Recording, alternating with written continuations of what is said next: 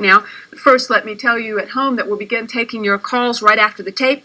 Our number is area code 919-733-6341. You may call starting now. That's area code 919-733-6341, and we'll take your calls right after we have a look at this tape. The Hazardous Waste Management Commission has long viewed waste reduction as a necessity for North Carolina. We must continue to investigate ways and assist our industries to reduce the generation of hazardous waste in our state. Gary, you've been involved for many years with assisting industries in reducing waste. What is North Carolina currently doing to promote waste reduction? Well, the state has a multi-component system with a number of elements, including technical assistance, financial assistance, research and education, and recognition of those companies which have excellent waste management programs.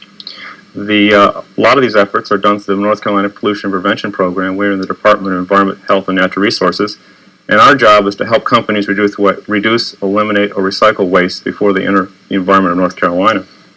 We do this through on-site technical assistance and providing reports to companies on how to reduce waste. We address all waste, water, solid, air, and hazardous.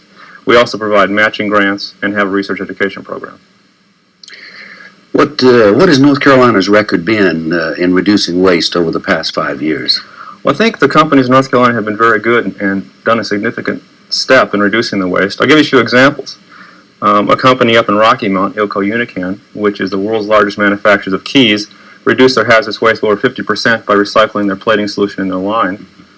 Another company, DeSoto in Greensboro, reduced their solvent generation by over 98% by reusing the solvent back in their process. And a company here in Raleigh, East Carolina Heat Treater, eliminated their hazardous waste generation by replacing their cyanide heat treating salts. So a number of companies are doing very good things inside North Carolina. And I think as the regulations tighten and the cost of hazardous waste management goes up, we're going to see more and more companies go to waste reduction. It seems like that we're going to have to continue this effort over the years to come. What kind of, can you project what kind of improvements we might expect over the next 5, 10, or 15 years? Well, that's a real tough question to answer. We did take a shot at it, and based on generation rates and information we know about the companies in North Carolina, we kind of assumed or predicted that 36% of the waste would be reduced in North Carolina by the year 2009, most of that being done by the year 1995. And we think this is a very achievable goal.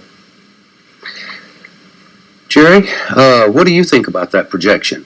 Jerry is here wearing 2 hats. He is representing the Sierra Club, and he's also an extension instructor at NC State University.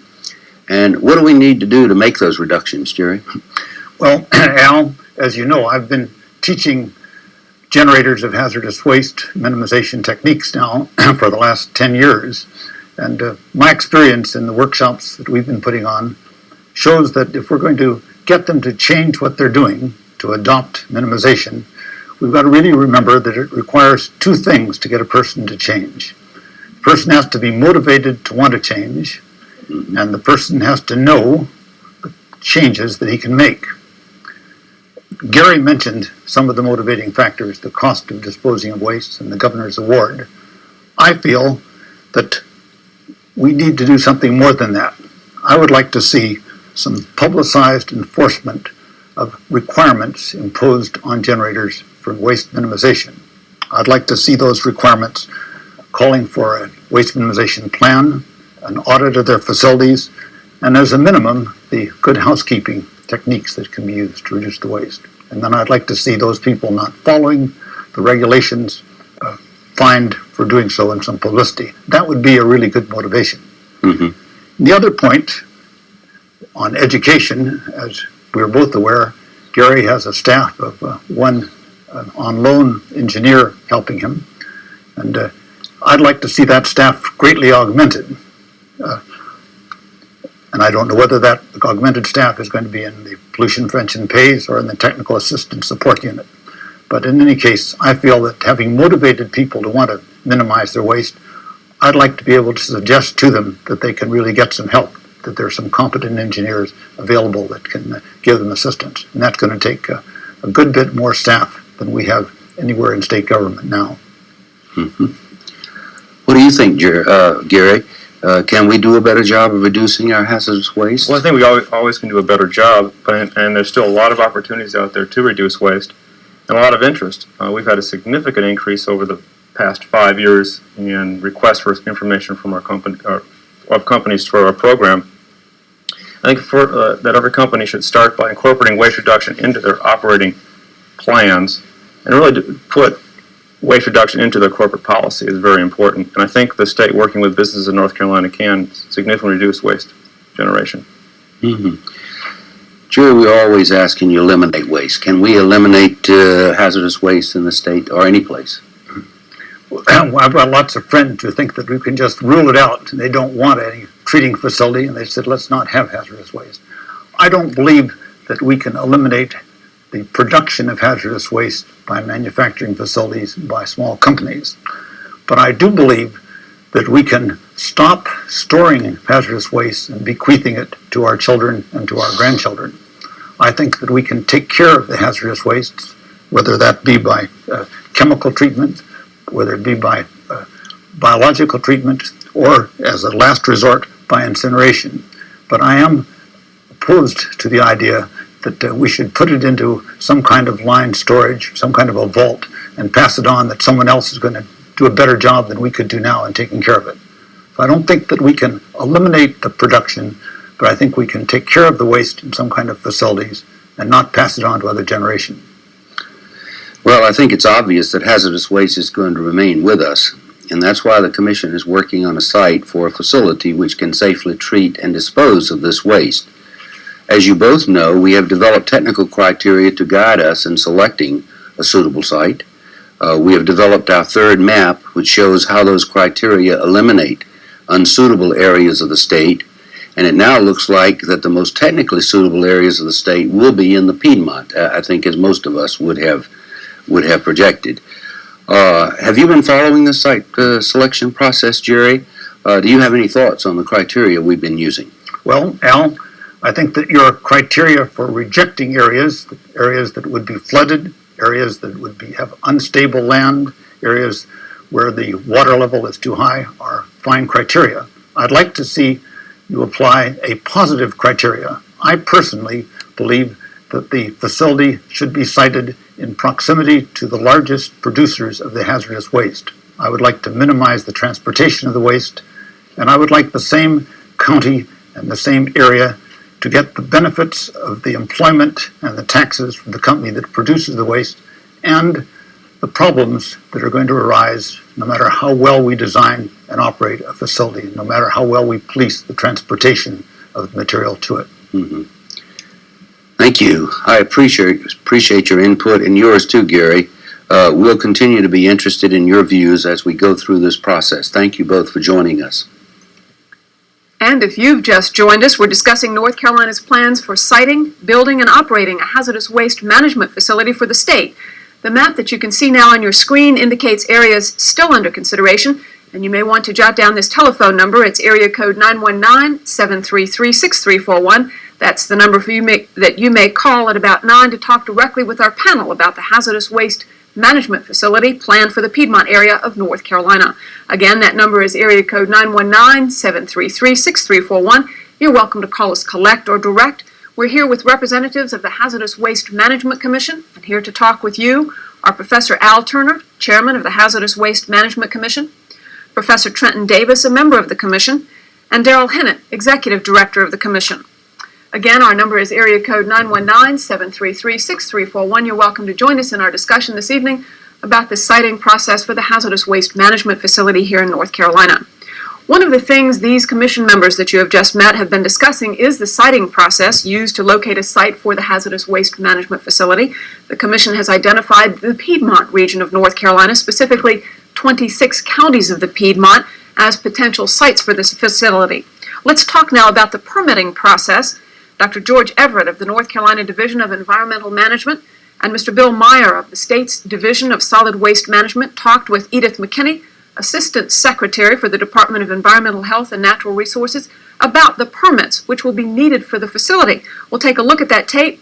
We'll continue taking your calls after the tape. Again, our number is 919-733-6341. You're welcome to join us in our discussion right after this tape. The hazardous waste facility that is being designed for North Carolina will have 3 highly technical units. Each of these units must be operated safely and must have precise specifications. In order to accomplish this, permits are issued by the state of North Carolina and on behalf of the Environmental Protection Agency. George, what permits will have to be issued for the facility by the Division of Environmental Management? Well, we'll clearly have to issue a permit for the incinerator, an air quality permit, and there's a potential and likelihood that we'll issue an MPDS permit, a water permit for the stormwater that falls on the portion of that facility. So we have 2 permits. Okay, George, you mentioned the air toxics permit. Could you expand on this a little bit? What regulations or tools are in place to deal with possible pollutants from the incinerator? Well, the Environmental Management Commission this year has moved forward to adopt some air toxics regulations that were not required by the federal EPA, but the state felt like that we needed requirements on hazardous air pollutants, and so they've moved forward with air toxic regulations. These new regulations will apply to this incinerator. Okay, thank you. Bill, your division has been designated as the lead agency in coordinating this permit, and I think there will have to be a hazardous waste permit. How does it consider the overall protection in the issuance of this permit? Basically, the hazardous waste permit will incorporate all emissions and all operational practices at the facility. It will be a risk assessment, risk management type of permit. And basically what we've established is a 1 out of a million risk level of exposure, accidental discharges, planned discharges from the facility. So it's a coordination role in that we will look at the overall emissions and operation of the facility to ensure there's no unreasonable risk to the public health and safety and the environment. Good. Let's talk about the land disposal unit for the facility a little bit, Bill. Federal laws are getting more stringent in this area. Fewer and fewer waste are allowed in landfills, and of course hazardous waste landfills must be specifically constructed to withstand any leakage. Can you talk a little bit about the standards that the state will require, because I know this is an area of public concern? There's essentially 3 levels of protection there. One is siting standards. The landfill or land disposal facility must be located in a high clay area with large separation from groundwater, slow travel time of any discharge from the facility to groundwater. In addition to that, we have technical standards, design standards, multiple liners, plastic liners, leachate collection system to collect water that falls in the landfill to assure no discharge occurs to groundwater. But the basic fundamental standard we have is a performance standard. North Carolina statute in 1984 allowed us to require treatment of the residuals that go to the facility to the extent that if the landfill leaks, it would be no significant impact on public health, safety, and the environment. So that is the basic thing we look at. We treat it prior to putting it in there, and we make the treatment level to be, even if it leaks, it will not be a significant threat to public health. How do we monitor that? Basically, there will be groundwater monitoring wells. You will have analysis on what the materials are prior to treatment, what the materials leachability is after treatment, and then once it's put in there. The monitoring of the overall facility, we're looking at making a recommendation of 5 work years, 5 personnel resources to monitor the facility on a 24-hour, 7-day-a-week basis in order to make sure that it is adequately monitored from all respects. Now, we will, if we don't have the resources available, we'll be going to the General Assembly to ask for those resources. And we'll also ask one additional thing is that the facility fund a local person, hired on the local level, housed on the local level, to also inspect the facility. That will be a recommendation, and it's a typical recommendation to hazardous waste commercial facilities. Okay, George, how does your division work with the Department of Administration in reviewing the overall environmental impact statements and documents that are required for this facility? Well, the first step in that process is there'll be a scoping document that is to determine what kind of aspects of this project should be covered in the EIS. And we'll have input into what that scoping document ought to cover.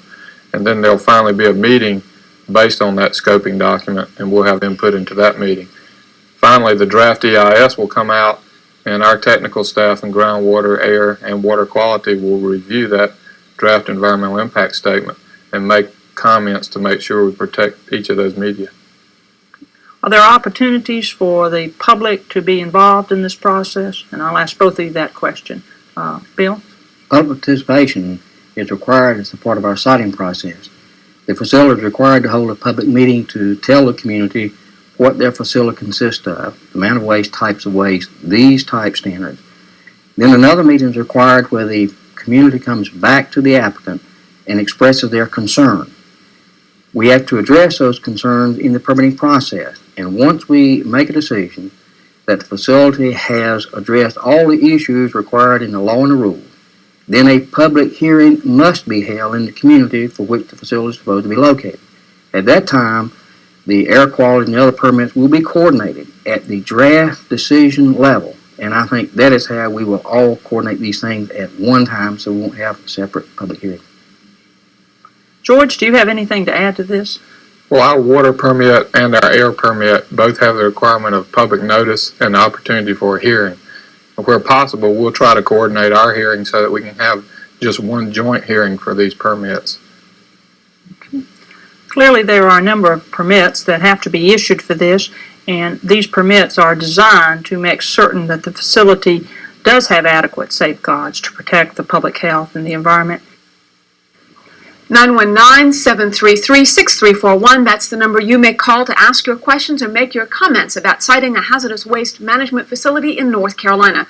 And you may call us right now. Again, the number is 919-733-6341. You're welcome to call us collect or direct. We hope those of you in the counties still under consideration for the facility will give us a call. We invite you to ask the members of our panel any questions you might have about the Hazardous Waste Management Commission or the facility which is being planned for North Carolina. Once again, our telephone number is area code 919-733-6341, and you can call us collect or direct to make your comment or to ask your questions.